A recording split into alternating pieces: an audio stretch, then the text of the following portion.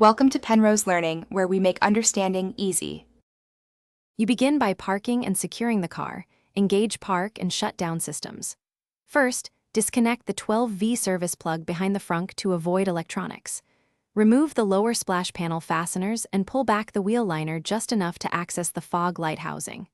Grab a T25 driver and trim tool now, keep the new bulb or assembly within reach. Once done, proceed without rushing.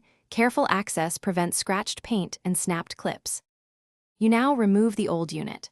Start by unclipping the housing edge with a trim tool, work around the perimeter and lift gently so you don't stress the bumper.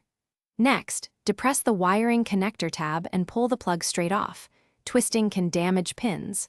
Unscrew the 3 T25 bolts that secure the assembly and lift the fog lamp out.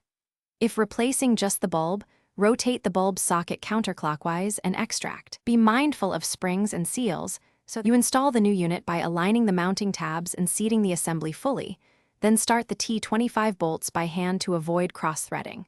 Tighten snug, do not over-tighten, and reconnect the wiring harness until it clicks.